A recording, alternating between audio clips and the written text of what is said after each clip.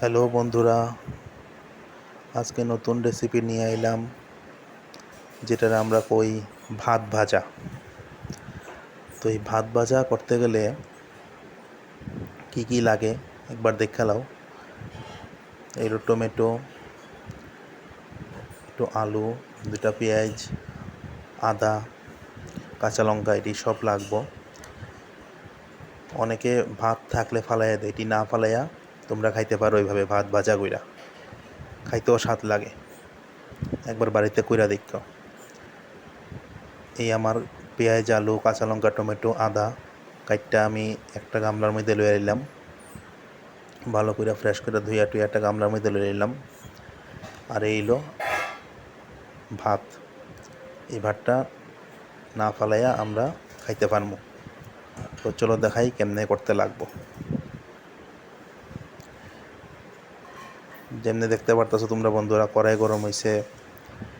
কড়াই গরমটা হওয়ার পরে আমরা তেল দিলাম।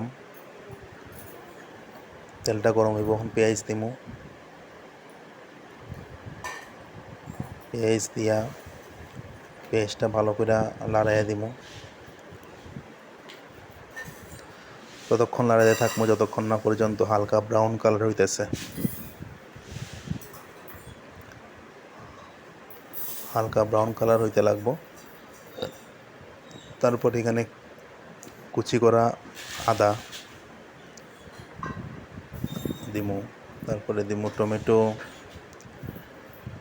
দিয়ে আবার লাড়াইয়া দিমু। তারপরে আলুটি দিয়া দিমু। আলুটি দিয়া সেরা কাঁচা লঙ্কা দিয়া দিমু।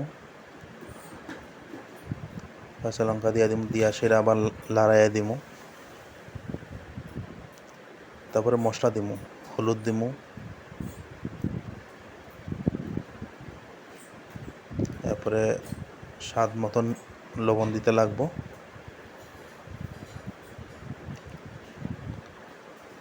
দিয়া সেরা লাড়াই দিতে লাগবো,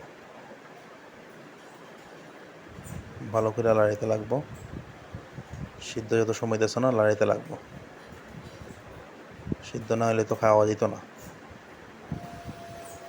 মোটামুটি সিদ্ধ হয়ে গেছে। এখন আমরা ভাতটা দিয়া দেবো, দিয়া সেটা ভালো করে লাড়াইতে লাগবো। ভাত তোনার সময় জোড়া জোড়া থাকে, এটা ভালো করে ভাঙ্গা দেখা সেটা করতে লাগবো। আর আগুনের তাপটা একটু কম দিতে লাগবো, তাহলে তো জ্বলটা যাইব। ভালো করে লড়াই দিব। এই আমার লড়ানি হয়ে গেছে। এটা হইলো আপনার মশলা। এটা ম্যাগি মশলা দেওয়া যায়, এটা হইলো চাউমিন মশলা আর কি, চাউমিনের লগে আসিল চাউমিনের মশলা। কেউ ম্যাগি মশলা চাইলে ম্যাগি মশলা দিতে পারো। দিয়া সেটা লড়াই দিব।